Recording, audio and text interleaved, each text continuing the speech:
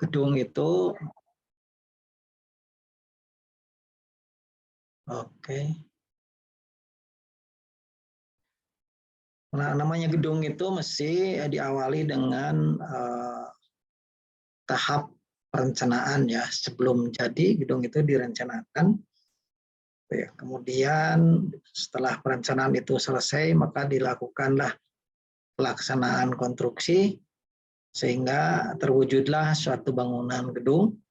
Kemudian setelah pasca konstruksi itu ada tahap pemeliharaan ya. Pemeliharaan pasca konstruksi yang masih tanggung jawabnya penyedia ataupun kontraktor gitu ya. Berikutnya setelah selesai masa pemeliharaan oleh penyedia, maka bangunan itu akan dimanfaatkan, ya, digunakan atau dioperasikan. Maka disitulah mulai bangunan itu harus dilakukan pemeliharaan, ya, kemudian perawatan, di mana yang melakukan itu suatu tim atau organisasi atau apapun ya yang ditunjuk di dalam pelaksanaan pengoperasian gedung gitu ya, untuk melakukan pemeliharaan ataupun perawatan. Setelah masa umur pakainya, gedung itu juga akan dilakukan demolish ya. Jadi dibongkar, mungkin diperbaharui kalau sudah mencapai umurnya gitu ya. Ada juga gedung itu yang dipertahankan ya. Contohnya kalau di wilayah Bandung itu ada bangunan Art Deco gitu ya, bangunan-bangunan yang peninggalan zaman dahulu tidak boleh dibongkar gitu ya, walaupun direnovasi atau di maintenance atau di rubah hanya bagian dalamnya saja gitu ya, tapi tampilannya dipertahankan. Ada juga seperti itu. Tapi kalau yang bangunan-bangunan yang tidak dipertahankan, kalau sudah memang umurnya, dan adapun bangunan itu yang sebelum umurnya juga dilakukan pembongkaran karena terdorong dengan kebutuhan. Kalau bangunan pemerintah mesti harus ada penilaian berapa nilai sih sisa bangunan itu bila mana akan demolish atau dihilangkan ya, karena sudah menjadi aset negara ya kalau bangunan negara. Maka ada suatu proses untuk melakukan pembongkaran. Kemarin terus siklusnya balik lagi perencanaan dan terus dalam melakukan tahapannya sama ya, berputar terus siklusnya. Nah sekarang berbicara tentang perawatan, perlu adanya manajemen gitu ya. Jadi dalam pemanfaatan gedung ini diambil dari PP 16/2001. Gedung ada ya. Apakah PPT-nya masih di slide 1? Oh, nggak bergerak ya? Iya, Pak. Nah, gini aja lah. Ini kelihatan ya? Terlihat, Pak. Ya, jadi di manual saja. Tadi nggak mau bergerak. Jadi pemanfaatan bangunan gedung adalah kegiatan pemanfaatan gedung yang sesuai dengan fungsinya. Ini yang diambil dari PP 16/2021, di mana ditetapkan termasuk kegiatan pemeliharaan, perawatan, serta pemeriksaan berkala. Ini peraturan pemerintah ya. Jadi walaupun bangunan swasta biasanya mengadop terhadap peraturan-peraturan yang berlaku di pemerintah gitu ya. Jadi yang namanya bangunan bukan hanya bangunan ya, namanya alat atau ala barang, kalau tidak dilakukan pemeliharaan, mesti kan umurnya menjadi lebih pendek gitu ya. Jadi untuk mencapai umur yang sesuai dengan perencanaan, maka harus dilakukan pemeliharaan ataupun perawatan. Di mana pemeliharaan itu kan untuk menjaga keandalan bangunan gedung ya, agar selalu layak fungsi gitu ya. Sedangkan perawatan adalah memperbaiki atau mengganti bagian komponen yang mengalami kerusakan ya. Jadi selalu antara pemeliharaan dan perawatan itu berdampingan ya. Karena tidak seluruhnya hanya perlu dirawat, tapi pasti lama-kelamaan mesti ada yang harus diganti. Kalau untuk pemeliharaan lebih ke harian gitu ya, harian mingguan. Tapi begitu perawatan mungkin durasinya lebih lama gitu ya. Kemudian ini wajib dilakukan juga pemeriksaan berkala ya. Apalagi sekarang di Indonesia itu sedang dilakukan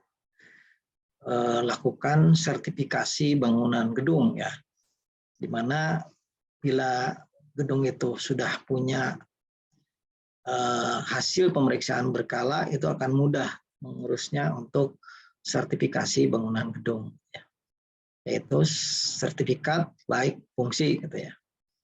Nah, di sana pemerintah melalui suatu ada konsultan, ada mulai pengkaji teknis gitu ya.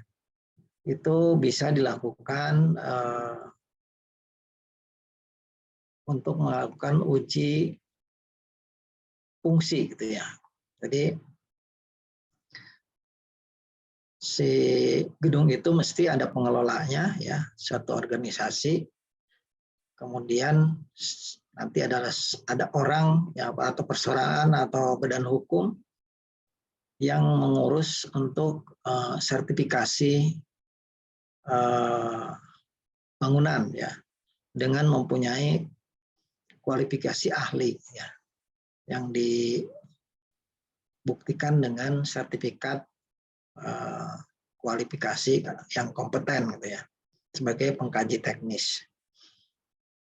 Kemudian penyelenggaraan bangunan gedung itu meliputi perencanaan teknis, pelaksanaan teknis seperti tadi yang disampaikan, dan pemanfaatan, pelestarian bila dilestarikan, dan pembongkaran. Sedangkan profesi ahli adalah memenuhi standar yang bisa melakukan mengakreditasi melalui bisa konsultan tadi, bisa perorangan ya, yang nanti direkomendasikan ke pemerintah.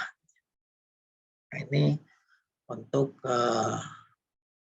gedung gitu ya. Sekarang mau gedung pemerintah, swasta, mesti harus dilakukan namanya sertifikasi layak fungsi gitu ya. Berikutnya manajemen pemeliharaan dan perawatan gedung gitu ya. Ini juga ngambil dari peraturan pemerintah ya, bahwa manajemen pemeliharaan dan perawatan bangunan gedung meliputi manajemen pemeliharaan,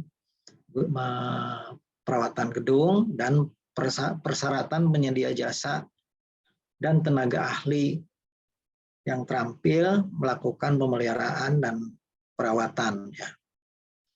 Sehingga khususnya di Polban itu ada prodi yang khusus adalah untuk melakukan pemeliharaan ya dan perawatan gedung.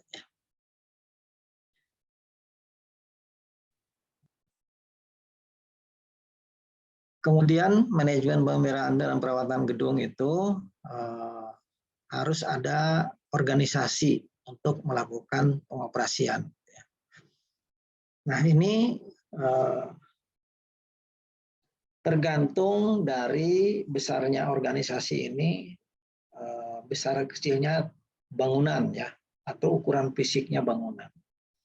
Makin kompleks bangunan itu ya makin besar juga organisasinya gitu ya, untuk mengurus bidang pemeliharaan ini. Gitu ya.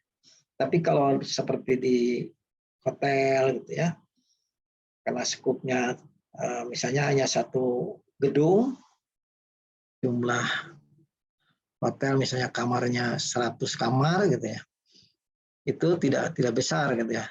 Jadi cukup dipimpin oleh chief engineer gitu ya, dan di bawahnya terdiri dari teknisi-teknisi gitu ya. Tapi kalau sudah besar, ya, jumlah bangunannya banyak, jarak antar bangunannya juga jauh-jauh gitu ya, maka perlu juga menyediakan transportasi untuk pekerja ya, untuk penyelia, karena mempunyai jarak antar gedungnya gitu ya. Sehingga juga kinerja produksi atau operasional dari tiap lokasi itu harus diperhatikan gitu, karena antar gedung itu memantaunya cukup susah ya, kalau misalnya apalagi setiap gedungnya besar-besar gitu ya. Salah satu contoh tuh yang lebih memudahkan pengaturannya adalah vertikal gitu ya. Jadi gedungnya besar tapi jumlah lantainya ke atas gitu ya, banyak gitu ya. Tapi satu gedung, sehingga bisa dibuat zonanya itu ke atas gitu ya. Jadi cukup transportasinya adalah dengan transportasi vertikal. Kemudian perlu juga dipertimbangkan adalah jenis peralatan dan perlengkapan. Salah satu contoh peralatan ini, sekarang gedung-gedung itu kebanyakan dirancang kulit luarnya itu dari kaca gitu ya. Kemudian gedungnya tinggi. Nah, biasanya sudah direncanakan peralatan ya, perlengkapan untuk pemeliharaannya, disiapkan alat ya yang dinamakan gondola gitu ya. Bayangkan saja kalau misalnya gedung tinggi tidak dilengkapi dengan alat gondola seperti itu, sedangkan kulit luarnya gedung itu kan harus selalu tampil prima gitu ya, sehingga tampilannya tidak menjadi kumuh gitu ya. Maka perlu dibersihkan yang menggunakan tadi alat gitu ya. Salah satu contoh alat untuk pemeliharaan. Ditambah lagi alat-alat yang lainnya gitu ya. Banyak alat-alat yang untuk melengkapi pemeliharaan dan perawatan. Kemudian juga tergantung jenis dan fungsi bangunan. Mungkin kalau bangunan hotel dengan bangunan pabrik gitu ya, itu sangat berbeda ya sistem pemeliharaannya. Kalau di hotel mesti kan ada namanya housekeeping ya, tapi di pabrik saya kira ada ya bagian kebersihan, tapi tidak seperti di hotel ya. Ada khusus housekeeping yang melakukan pemeliharaan kebersihan hariannya.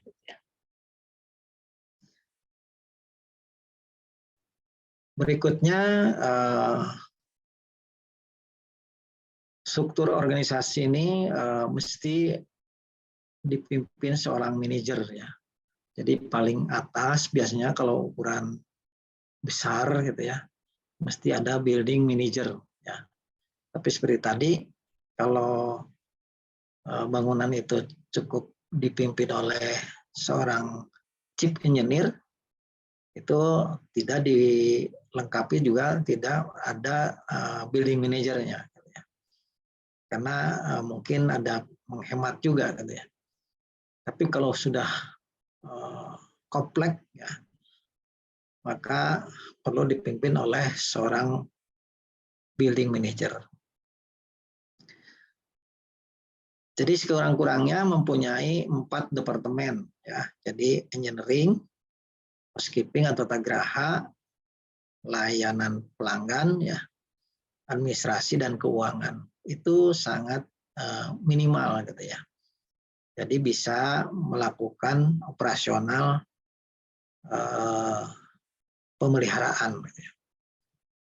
Jadi setiap kegiatan mesti kan dicatat, ya, diadministrasikan dan ada hubungannya dengan keuangan. Gitu ya. Itu sangat minimal. Gitu ya. Kemudian Departemen Engineering itu dan Tata Geraha mempunyai penyelia atau supervisor. Jadi setiap bidangnya mempunyai pengawas, gitu ya, agar selalu kembali prima, ya.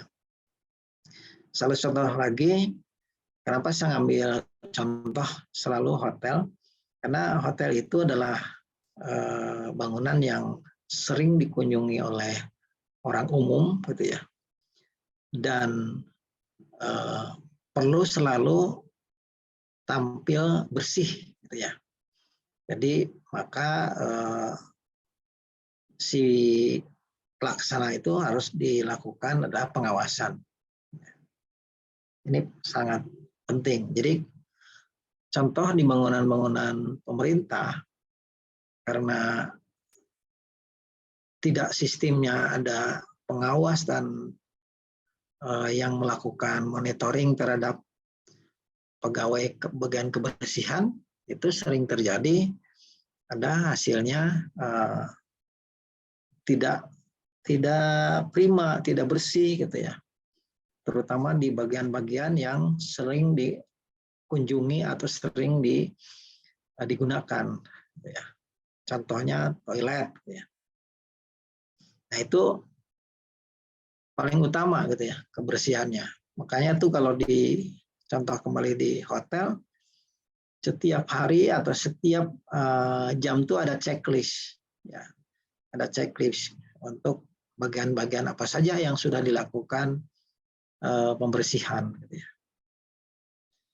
Kemudian ada departemen umum, ya, jadi dibantu oleh beberapa staf, ya. Kemudian setiap penyelia juga mempunyai tim pelaksana, atau di engineering itu mesti ada teknisi, ya, di bawahnya ada teknisi.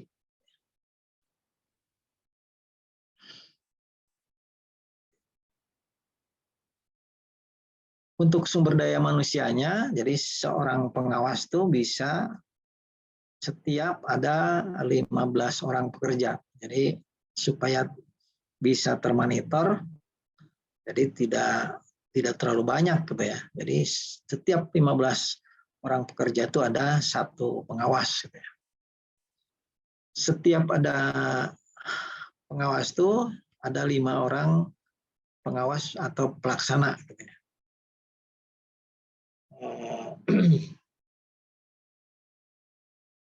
Makin ke atas, ya, seorang manajer itu mesti di bawahnya ada 3 atau 5 orang supervisor, gitu ya. Dan 1 orang engineer-nya bisa membawahi 30 sampai 70 orang pekerja di bawahnya, gitu ya. Jadi dibantu oleh pengawas, gitu ya. Kemudian untuk administrasi ini lebih banyak, melayani bisa lebih dari 100 orang, ya, gitu ya.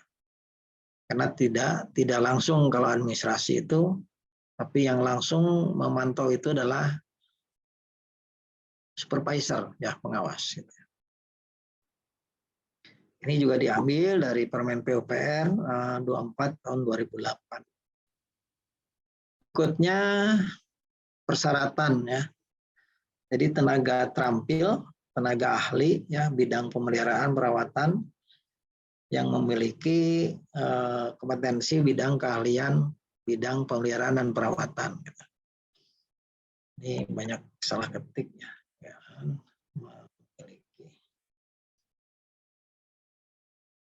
Sesuai dengan peraturan perundang-undangan, gitu ya. Di mana biasanya ada suatu tempat pelatihan yang bisa mengeluarkan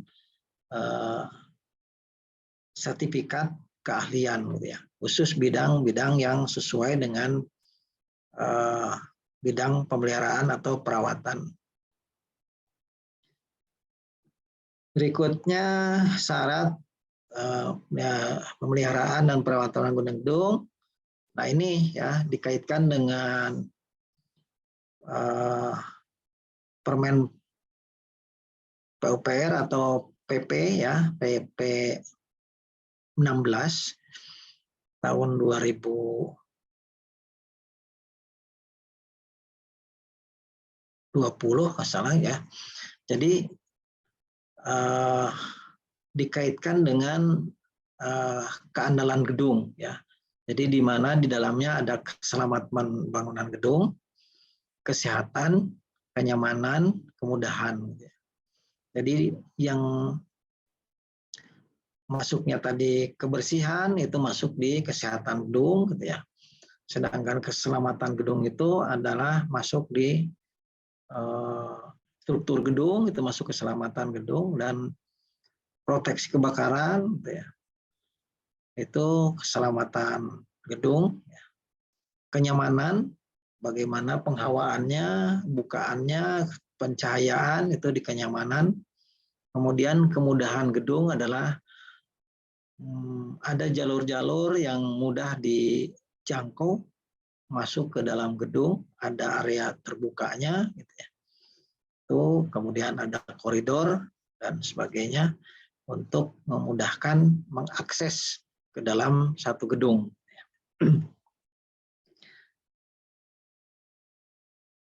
Nah, jadi yang masuk keselamatan gedung itu ini juga mungkin review ya, ada yang sudah disampaikan. Kalau yang sudah dapat, jadi kokoh, kuat, stabil, gitu ya.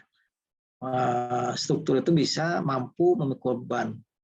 Nah, banyak sekarang bangunan-bangunan itu karena pelaksanaan gedungnya tidak sempurna, sehingga timbullah bangunan itu bermasalah di struktur. Sehingga tidak mampu memikul beban gitu ya, yang ada di dalam gedung. Jangankan beban tambahan gitu ya, untuk beban sendirinya aja tidak mampu. Sehingga perlu adanya perkuatan terhadap struktur. Gitu ya. Ini banyak gitu ya. Kemudian kemampuan bangunan itu terhadap bahaya kebakaran, karena tidak dilengkapi dengan proteksi kebakaran. Gitu ya. Sedangkan bangunannya bangunan tinggi misalnya, harus mengikuti persyaratan terhadap proteksi kebakaran. Kemudian pencahayaan darurat ya, untuk melakukan evakuasi, tidak ada tanda-tanda untuk keluar dari gedung gitu ya, atau sistem peringatan ya, alarm dan sebagainya itu tidak ada gitu ya, maka itu termasuk keselamatan gedung ya. Juga komunikasi dalam gedung, ada yang dilengkapi ya, contoh kecilnya adalah telepon gitu ya, atau iPhone, atau alat komunikasi lain yang untuk memberikan himbauan melalui alat komunikasi. Kemudian kemampuan gedung terhadap bahaya petir dan listrik, itu adalah keselamatan gedung ya. Kemudian kesehatan gedung yaitu penghawaan ya. Penghawaan itu bisa ada penghawaan buatan di mana bukaan jendela gitu ya, pintu, sistem pencahayaan. Nah, ini dua ini biasanya ada kontradiksi gitu ya. Makin banyak bukaan, pencahayaannya bagus gitu ya, tapi dari sisi penghawaannya menjadi panas gitu ya. Jadi harus seimbang antara penghawaan dengan pencahayaan. Di sisi lain, untuk menghemat energi listrik dalam pencahayaan, maka dibuatlah banyak bukaan gitu ya. Tapi di sisi lain, jadi si penghawaannya kurang nyaman, terlalu panas. Gitu. Jadi diatur bukaannya yang tidak langsung kena sinar matahari misalnya. Selalu tetap ada pelindungnya, tapi tetap sirkulasi udara maupun cahayanya seimbang. Sistem sanitasi, kemudian penggunaan bahan bangunan yang ramah lingkungan juga itu adalah masuk kesehatan. Berikutnya kenyamanan. Ada hubungannya tadi dengan kesehatan. Jadi kalau terlalu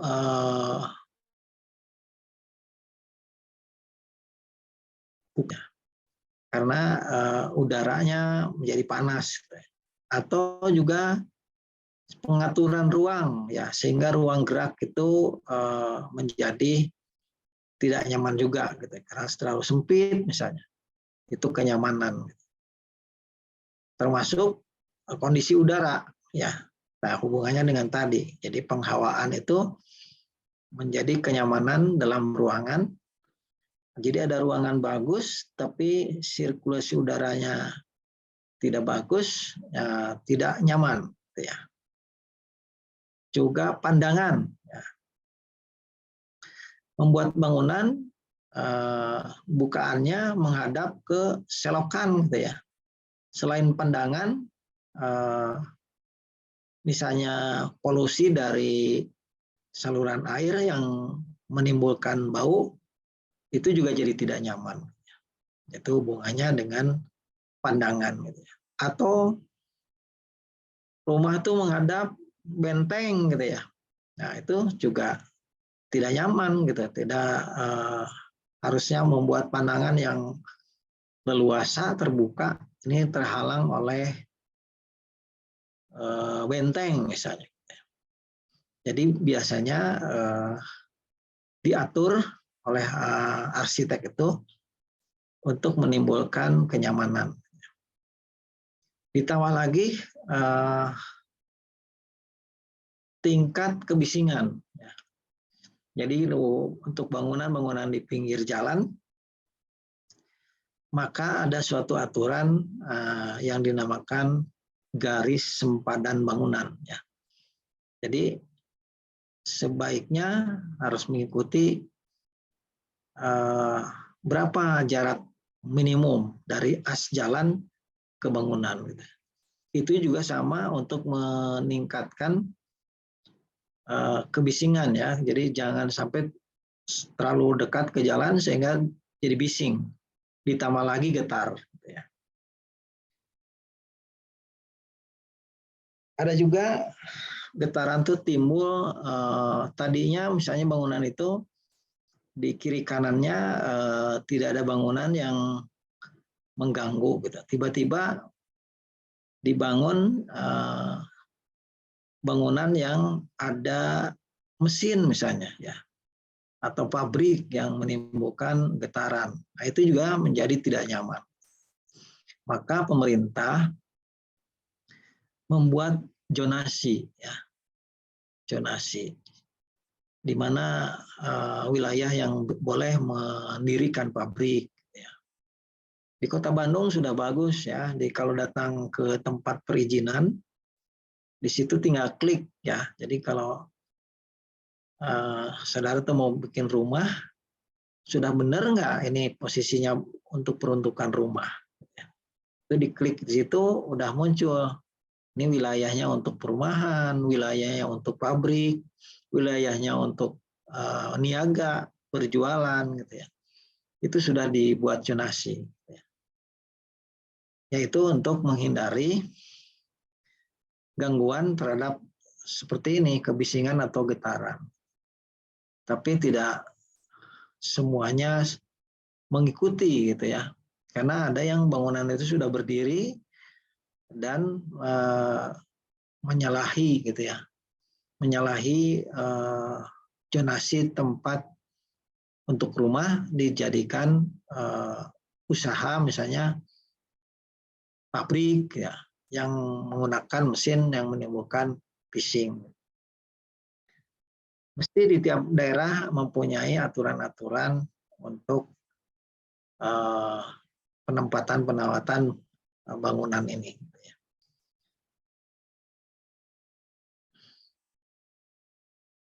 Berikutnya, tapi sebelum ke slide yang lain, barangkali ada yang ditanyakan, silahkan ya.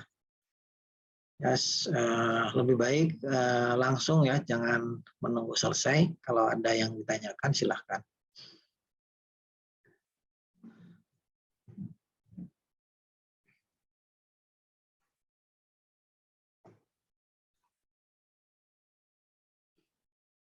Berikutnya adalah organisasi bagian perawatan.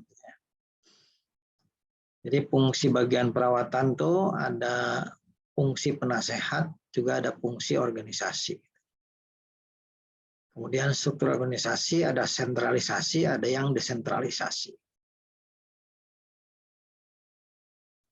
Fungsi perawatan sebagai penasehat terhadap masalah. Ya. Bapak, mohon Ya. izin, apakah PPT-nya beda lagi? Oh, belum muncul ya? Iya Pak, belum muncul yang baru. Sorry.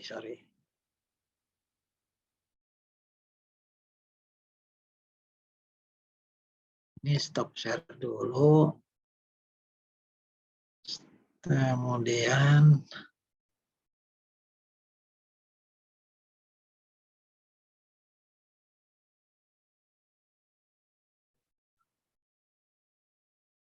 udah ganti belum? Sekarang sudah Pak. Udah ya. Jadi ada fungsi penasehat ya, dalam perawatan itu. Dalam satu organisasi dia memberikan nasihat ya untuk melakukan kebijakan pemeliharaan atau maintenance gitu ya. Kemudian ada standar ya. Ada standar perawatan. Itu biasanya standar ini dikeluarkan oleh penyedia atau kontraktor yang melaksanakan pembangunan. Nah, setelah akhir di pembangunan itu dikeluarkanlah buku atau standar untuk perawatannya. Kalau tidak ada, berarti kan harus dilengkapi dengan standar perawatannya atau SOP ya, standar operasional prosedur. Makanya di tugas akhir biasanya ada juga yang membuat seperti standar ini ya. Contohnya kita beli suatu barang ya, contoh kecilnya HP lah gitu ya, mesti dilengkapi dengan namanya buku standar ya. Bagaimana cara mengoperasikannya ya. Jadi selalu ada standar operasionalnya.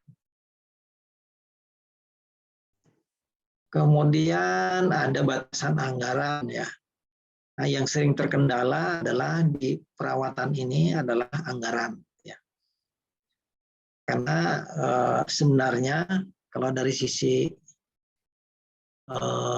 pembiayaan tuh kalau untuk pemeliharaan itu kalau di gedung pemerintah itu nilainya hanya 2% ya per tahun terhadap biaya pelaksanaan pembangunannya.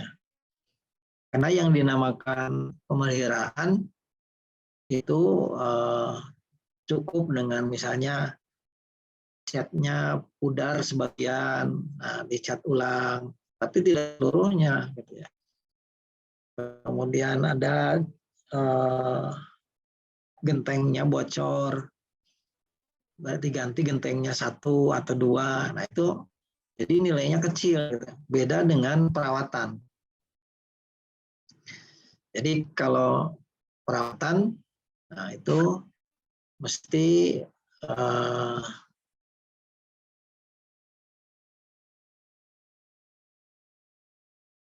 biayanya beda dengan pemeliharaan. Gitu ya.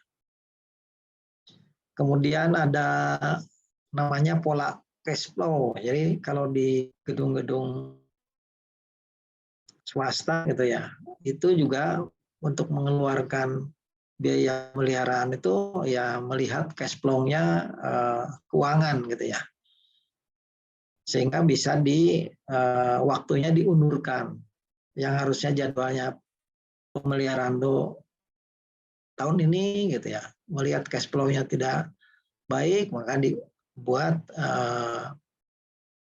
pengunduran gitu ya. Jadi tergantung anggaran. Kemudian juga dibuat estimasi, ya, estimasi anggaran perawatan jangka panjang ataupun jangka pendek. Yaitu ada namanya nanti ada perhitungan LCC, ya. Jadi biaya dari mulai pembangunan, ya, dilihat nanti berapa tahun ke depan itu berapa sih biaya perawatannya, gitu ya. Sehingga si owner itu menyediakan anggaran, gitu ya. Sudah setiap ada anggaran masuk misalnya, sudah di-plotting untuk pemeliharaannya. Itu dibuat estimasi anggarannya, jangka panjang maupun jangka pendek.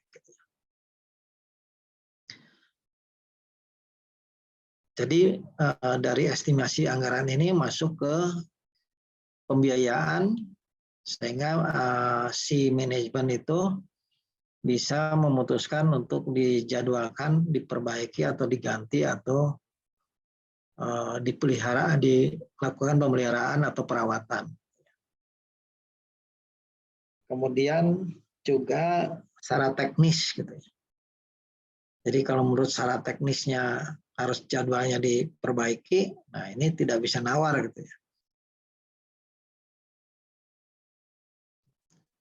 Kemudian ada implikasi perawatan pada desain bangunan yang akan dibangun. Jadi yaitu dengan tadi ada estimasi ya,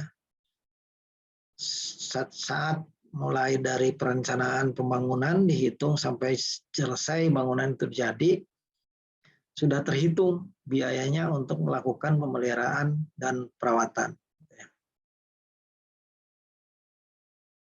Berikutnya nanti ada teori yang menghitung berapa sih biaya yang akan dilakukan pada saat 30 tahun ke depan misalnya, atau 20 tahun ke depan. Itu bisa dihitung.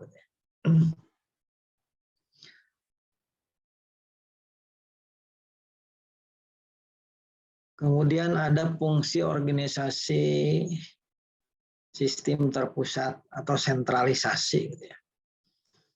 Nah sekarang di pemerintah ada beberapa kebijakan yang disentralisasi. Gitu ya. Contohnya sistemnya pengadaan, gitu ya. Itu karena seluruh Indonesia, jadi untuk khususnya bangunan-bangunan atau bank gedung negara itu disentralisasi supaya memudahkan pengawasan. Karena sebelumnya desentralisasi, tapi banyak yang tidak tepat sasaran, gitu ya. Jadi kalau di sini mendefinisikan tugas dan tanggung jawabnya supervisor termasuk kemampuannya dan pencatatannya itu dipusatkan. Semuanya termasuk hubungan kerja, pola tanggung jawab, merumuskan prosedur itu dari pusat.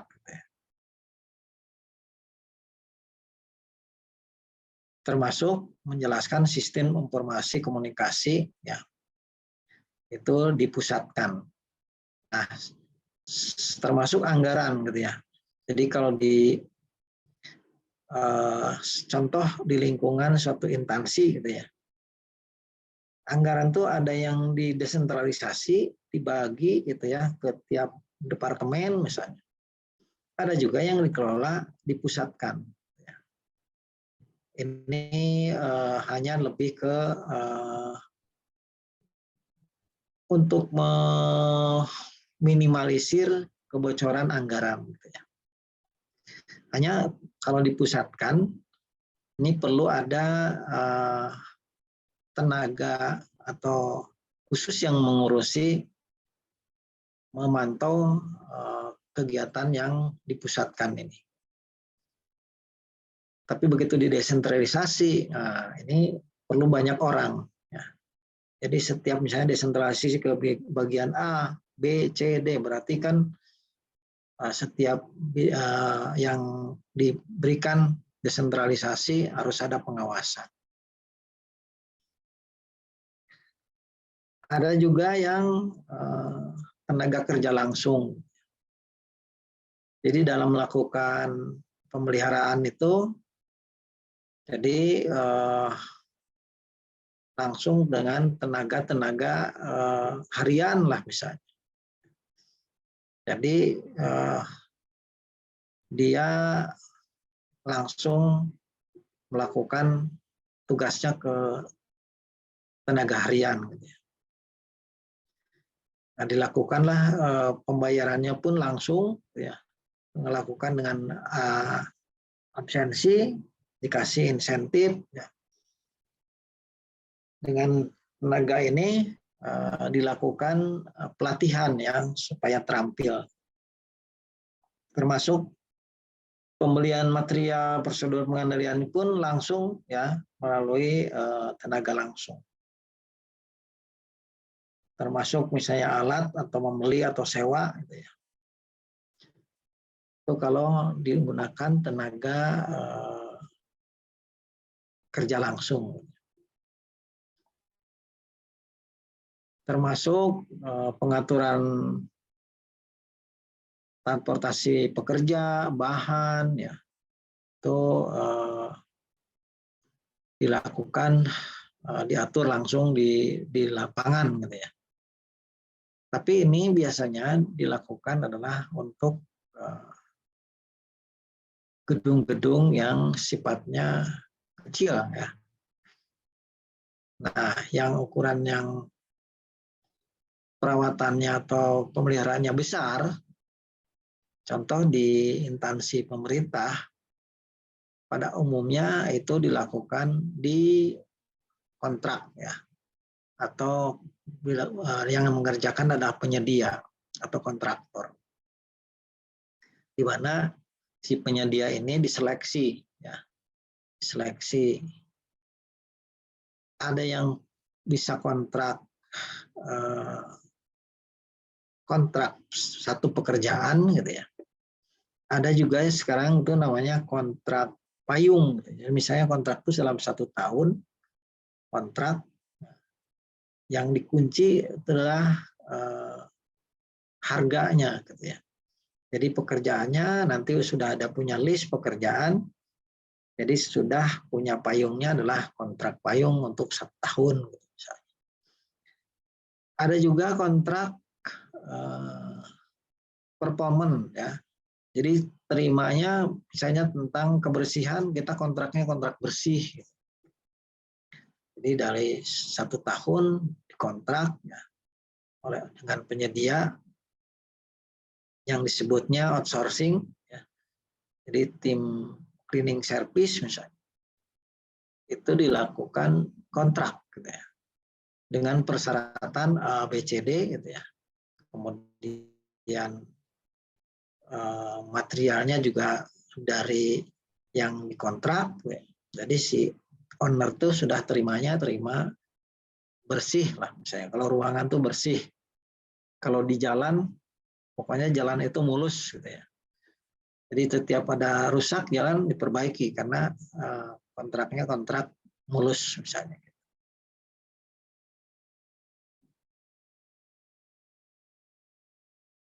Nah ini biasanya kontrak itu juga tidak mulus-mulus amat gitu ya, selalu ada masalah sebenarnya. Jadi cuman memudahkan bila mana ada masalah tinggal diberhentikan gitu. Beda kalau dengan mempunyai tenaga kerja yang sifatnya seperti tenaga PNS lah gitu, yang digaji bulanan. Bila mana tidak terpakai itu kesulitan untuk memberhentikan karena terikat dengan PNS tadi misalnya. Tapi kalau dengan kontrak atau bisa langsung putus kontrak gitu ya. Jadi pengawasannya jadi menjamin pekerjaan selesai dalam jangka waktu kontrak. Ini pun sama ya, jadi perlu adanya pengawasan. Jangankan di pemeliharaan dan perawatan gitu ya. Di pembangunan saja sering terjadi adalah kelemahan di dalam pengawasan. Nah, mungkin yang sudah sekarang punya pengalaman kerja ya, itu apapun lah bidangnya, mesti yang namanya pekerjaan itu selalu ada pengawasan gitu ya, untuk mendapatkan value atau nilai ya hasil pekerjaan.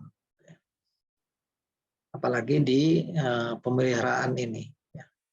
Kan tujuannya pemeliharaan itu untuk menjaga bangunan itu tetap prima gitu ya, sehingga bisa mencapai umur yang direncanakan.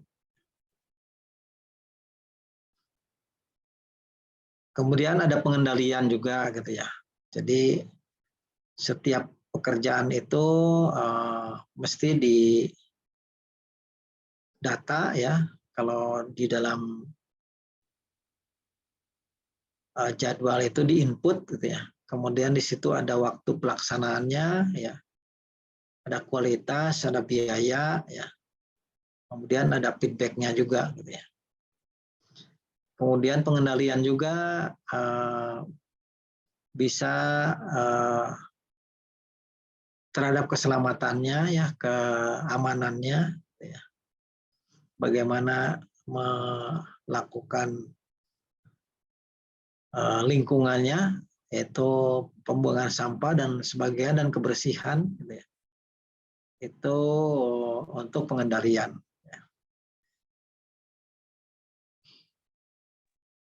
Izin Pak, Ya. boleh bertanya Pak? Ya boleh, silakan. Ya, Pak. Saya Anang Pak, mau Ya. nanya terkait ini Pak, untuk fungsi yang kedua, refuse disposal untuk pembuangan sampah. Biasanya untuk di bangunan gedung-gedung besar itu, apakah manajemennya itu membuat Tempat kalau sampah. di ya Pak, tempat sampah sementara, dan untuk alokasi tempat pembuangan akhirnya itu apakah mengikuti peraturan yang ada di masyarakat atau bikin sendiri Pak? Jadi kalau sampah, karena di dalam gedung itu terdiri dari ada sampah kering, ada sampah basah, ada sampah organik gitu ya. Nah, di dalam gedung itu ada juga yang sudah diatur ya. Diatur tuh bagaimana membuang sampah sesuai dengan kriteria tadi ya. Ada sampah kering, basah, dan organik. Sehingga dibuat tempat sampahnya tuh berbeda-beda. Kemudian ada juga sudah mempunyai TPA sendiri ya. TPS, tempat penampungan sampah sementara ya. Nah, untuk pembuangannya itu biasanya kerjasama dengan pemerintah daerah, dengan dinas LHK sekarang ya, lingkungan hidup, dinas kebersihan, ya.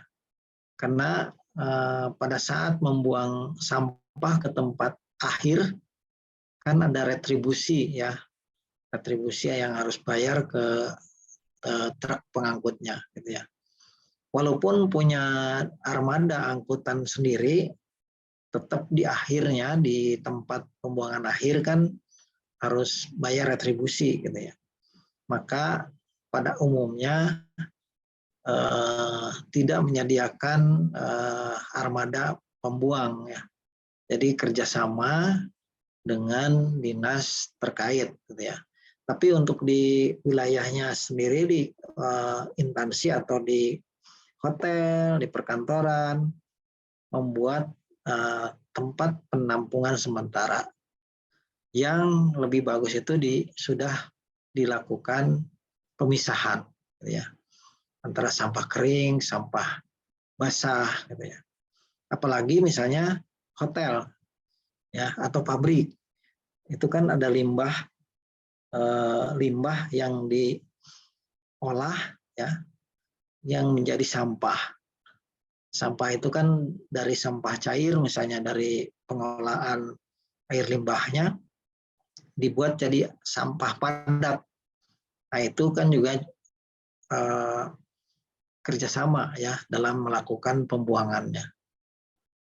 Ada yang terpisah, gitu ya. Ada yang dibuang menjadi pupuk, gitu ya. Tapi ada juga yang dibuang menjadi bahan tambah lain. Salah satu contoh misalnya ada pabrik yang menimbulkan sampahnya itu seperti lumpur. Nah, si lumpur ini dengan mesin pengolah menjadi sampah lumpur padat dan dibuang, sampahnya itu diterima oleh salah satu pabrik, dimanfaatkan. Jadi tergantung, ya, kalau bangunan-bangunan pada umumnya yaitu dibuat TPS, ya, tempat penampungan sementara, gitu ya. Ada divisi, ya, kalau bangunan besar pabrik itu ada divisi disposal, ya. Disposal itu khusus mengurus segala sampah. Karena yang namanya sampah dibuat juga, ya, manajemennya. Dipilah, gitu ya. Ada yang sampah itu bisa menghasilkan, dijual, dilelang. Ya. Salah satu contoh misalnya pabrik rokok lah, gitu ya. Dia tuh mengirim tembakau itu menggunakan palet-palet kayu, gitu ya. Nah, si palet-palet kayunya itu tidak sembarangan kalau untuk ke pabrik rokok itu. Jadi setiap yang sudah digunakan tuh tidak digunakan lagi, harus menjadi sampah. Nah, itu kan bisa dijual. Jadi ada yang bisa menghasilkan, ada juga yang harus bayar. Jadi di situ ada memanage juga sampah. Termasuk sampahnya mulai dari segala sampah lah, gitu ya. Ada sampah kain lah, gitu ya. Kalau dari pabrik misalnya garment, gitu ya. Ada sampah, macam-macam sampah itu diatur, ya. Sehingga pembuangan ini ada juga yang menghasilkan, ada juga yang harus mengeluarkan biaya. Seperti itu kalau sampah. Baik, Pak. Terima kasih banyak, Pak. Ya, ya. Ya, menarik ini sampah itu, ya. Jadi kebetulan anak saya itu dulu kerjanya di bidang ini, disposal, gitu ya. Tadinya saya juga pemikiran kok jelek amat, gitu ya, kerja tuh di bagian sampah. Ya ternyata, ya, besar ininya penghasilan dari sampah itu. Sampai kategori misalnya ada komputer, ya, yang sudah tidak layak pakai, gitu ya, kan dilelang. Nah, udah masuk ke kategori menjadi sampah, gitu ya, dan masih punya nilai, itu dilelang luar menghasilkan sekian, gitu ya.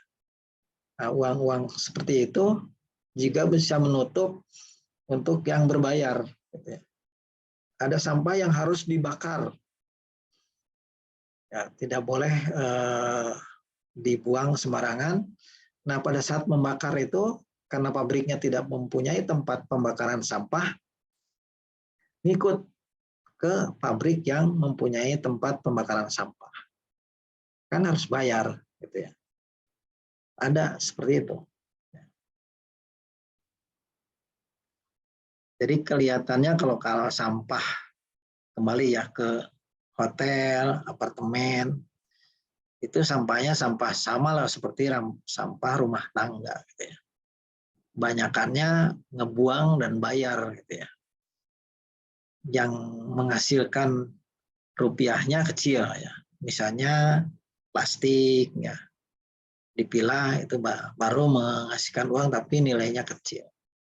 Tapi begitu sampahnya pabrik, pasti seperti tadi, dengan diolah dan limbahnya itu menjadi sampah yang mempunyai nilai. Oke, ada lagi yang bertanya? Silakan.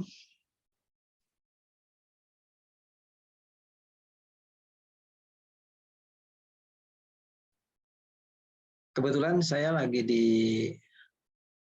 ada workshop juga ini di Bandung ya. Jadi tidak di rumah nih, kebetulan lagi di hotel juga. Jadi minggu kemarin di hotel juga di Bali ya, sekarang di Bandung. Jadi selalu contoh hotel ya, karena hotel itu kalau menurut saya termasuk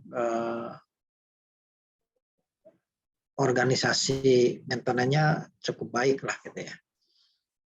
Ada engineering-nya, ada housekeeping-nya, ada bagian-bagian yang berhubungan dengan pemeliharaan dan perawatan.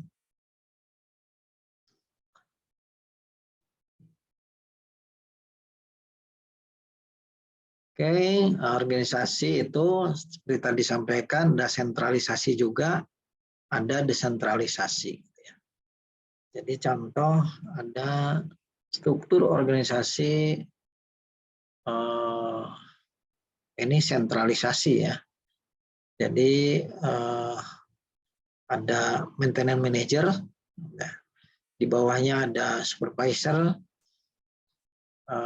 ada di perencanaan biaya, ya, administrasi, dan di bawahnya ada tenaga-tenaga atau pekerja-pekerja, ya.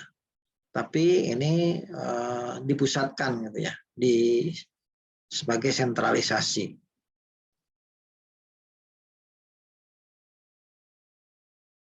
Kemudian ada desentralisasi. Nah, jadi ada kantor pusat, ada layanan tambahan gitu ya. Jadi kalau lihat dibandingkan seperti ini,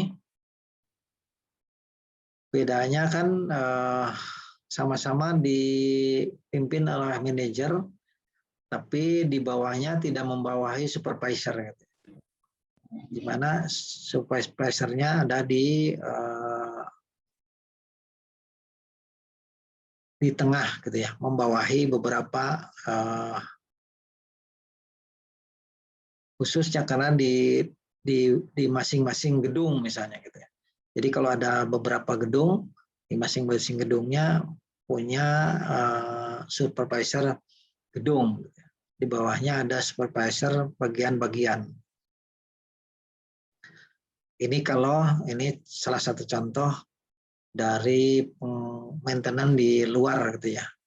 Di kita pada umumnya seperti yang saya sampaikan tadi, jadi ada chief engineer, ada housekeeping, gitu ya. Ada housekeeping itu dibagi dua juga ya, ada untuk gedungnya, ada untuk yang landscape-nya di luar gitu ya. Pada umumnya seperti itu untuk organisasi. Jadi ke bawahnya ada supervisor dan staff ya. Ada staffnya. Kalau di engineer itu adalah teknisi gitu ya.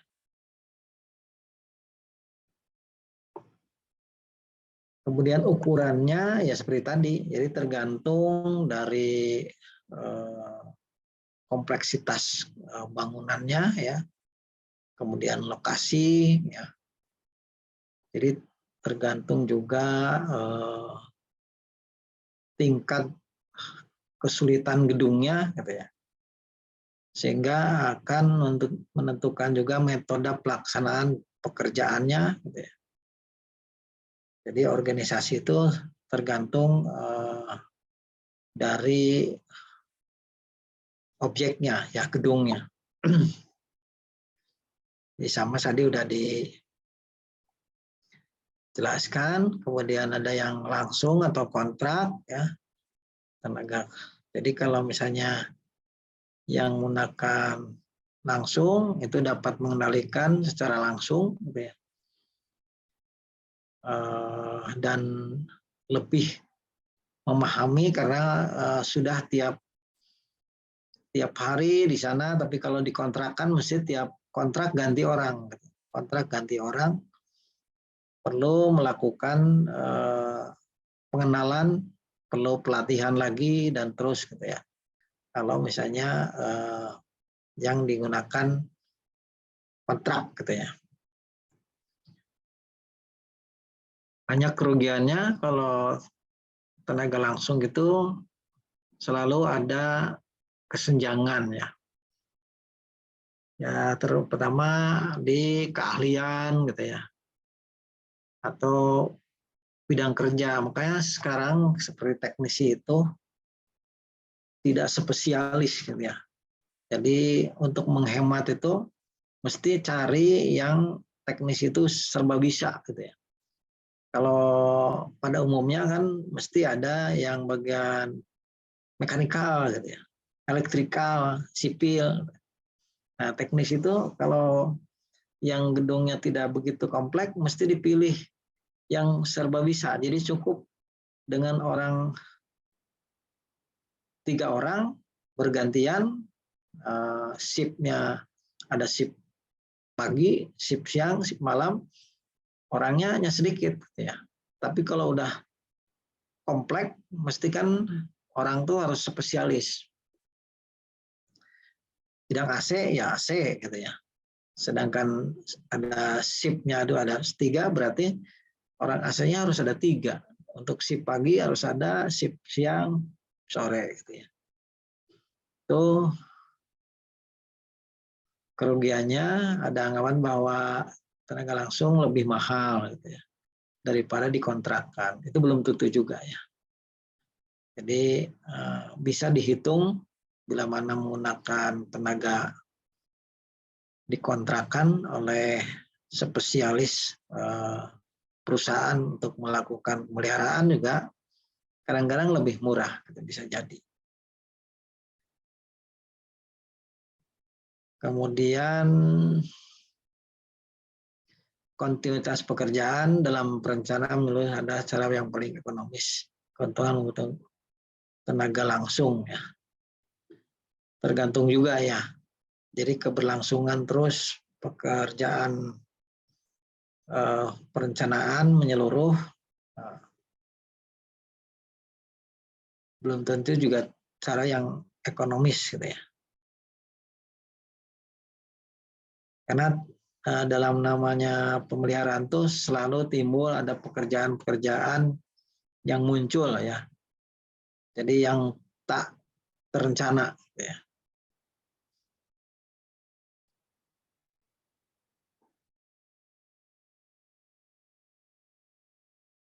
Mungkin bahasanya agak kurang pas ya. Ini ada beberapa diambil dari referensi asing gitu ya. Jadi ada yang kurang pas bisa. Tapi mungkin mudah-mudahan dapat dipahami. Kadang-kadang tidak dapat dihindari kesulitan menggunakan tenaga kerja yang kontinu karena pada saat dilepas tenaga kerja tersebut telah bekerja di tempat lain. Nah, jadi kalau ada istilah tenaga harian gitu ya. Kalau tenaga harian pada saat banyak pekerjaan kita rekrut ya, tenaga. begitu sudah sedikit pekerjaan pemeliharaannya, si tenaga itu dilepas. Begitu mau rekrut lagi, ternyata udah dikerja di tempat lain. Padahal sudah kepake gitu misalnya hasil pekerjaan. Itu juga kerugiannya. Kemudian perlu ada fasilitas penunjang, ya. Tempat kerja, gudang, ya. Itu juga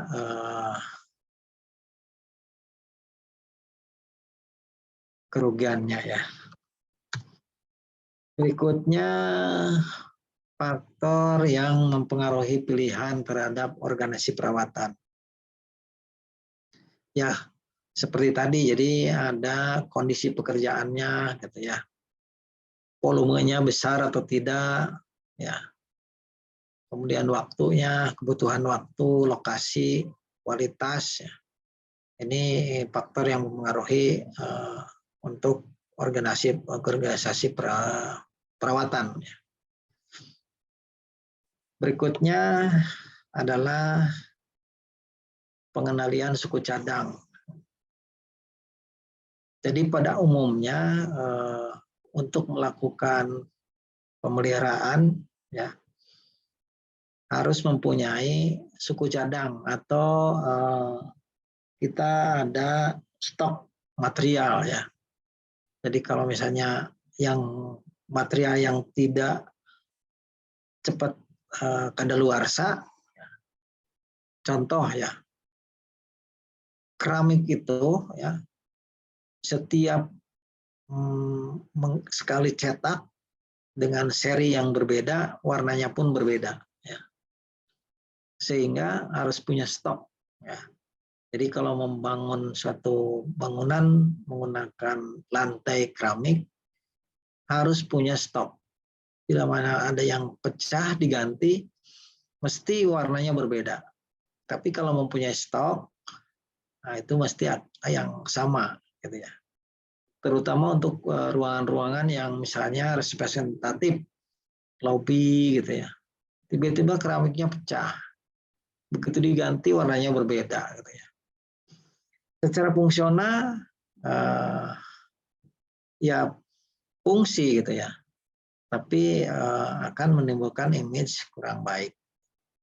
Nah, dengan adanya suku cadang atau stok material, maka perlu adanya gudang, ya, untuk menyimpan. Dan pilihlah material-material yang tidak mudah kadaluarsa, gitu ya. Jangan sampai membeli misalnya semen, gitu ya,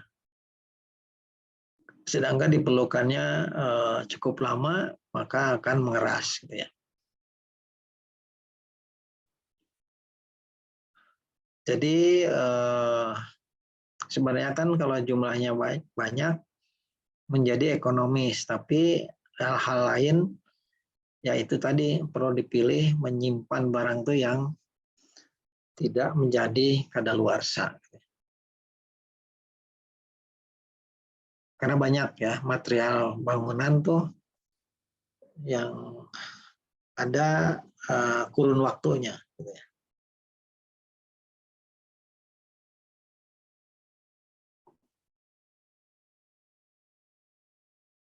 Tapi kerugiannya kalau menyimpan stok itu yaitu perlu ada pencatatan, ya. Pencatatan. Jadi setiap masuk, keluar selalu ada catatan sehingga ada buku stok, ya. Jadi begitu hari ini stoknya tinggal berapa, nah itu kan harus ada yang ngurus, ya. Itu kerugiannya kalau punya stok, ya. Atau hilang tiba-tiba, gitu ya. Nah, perlu untuk menjaga juga dibuat asuransi, gitu ya.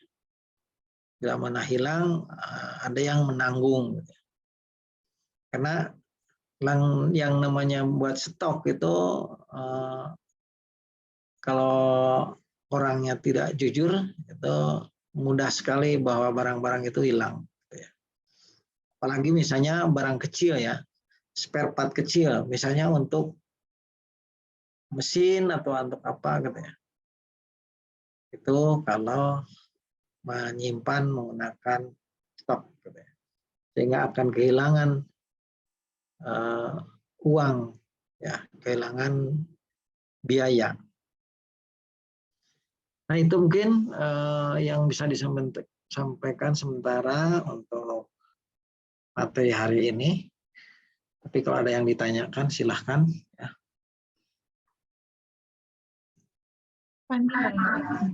Ya. Silahkan.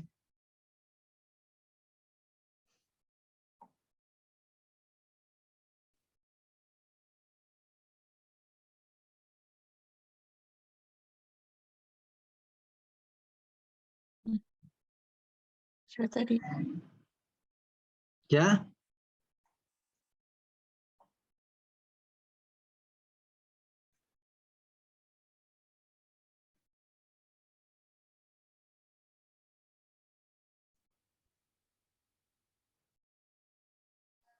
Gimana Tria?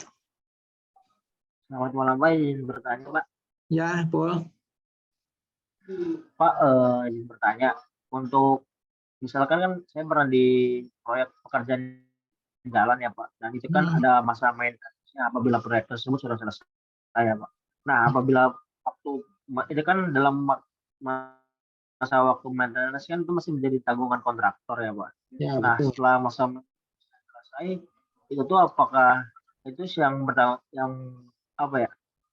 yang bertanggung jawab untuk pemeliharaan itu dari siapa gitu Pak?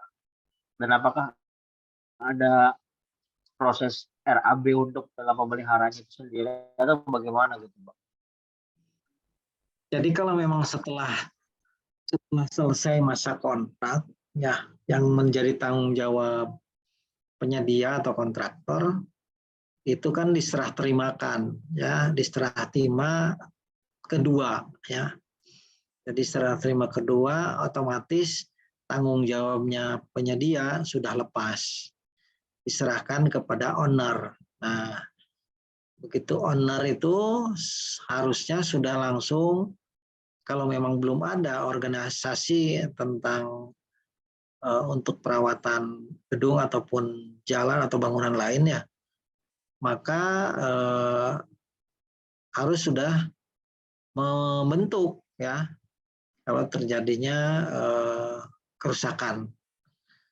Salah satu contoh jalan gitu ya, kan yang ownernya itu adalah Dinas Pekerjaan Umum.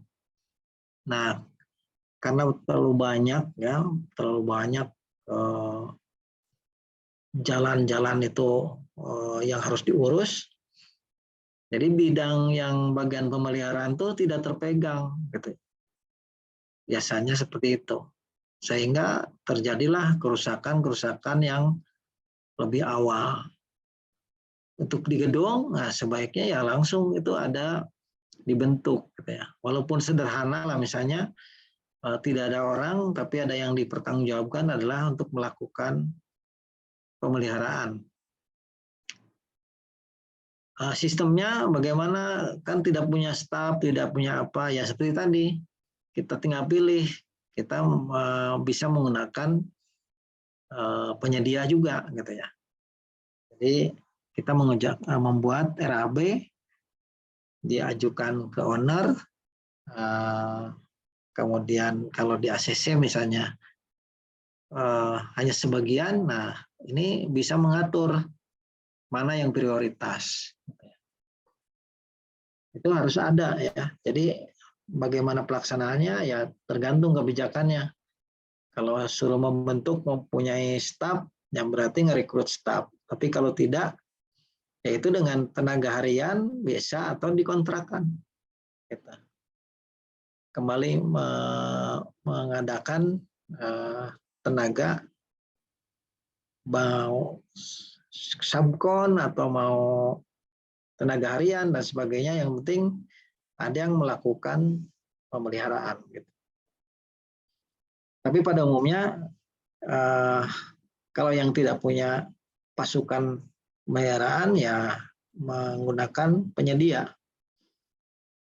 Ya, sekarang kan banyak penyedia khusus AC, penyedia khusus pemeliharaan lift dan lain-lain gitu ya, seperti itu. Gitu, Saiful. Bisa dipahami?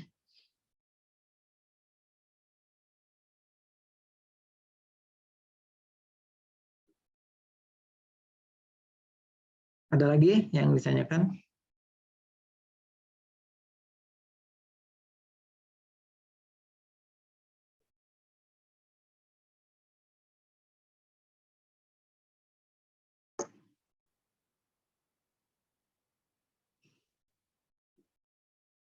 Silakan yang lain kalau ada yang ditanyakan.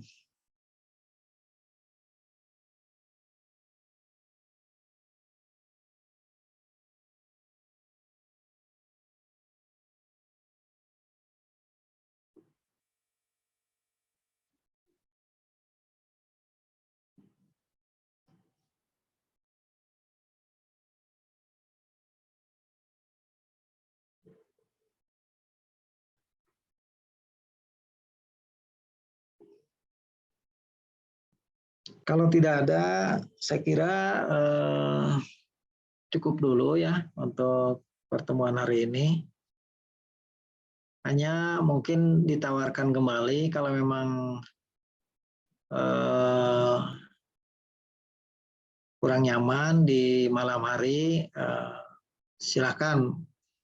Kemarin tuh karena kalau di pagi hari bentrok ya, karena bisa jam 7, kalau MOPBG itu jam 7 sampai jam 10.40 adalah reguler gitu ya. Tadinya prinsipnya mau digabung gitu ya, tapi harus ada peralatan yang disiapkan di kelas ya, kamera dan sebagainya. Nah, itu belum siap, sehingga digeser waktunya. Kalau sudah nyaman jam segini ya nggak ada masalah gitu ya.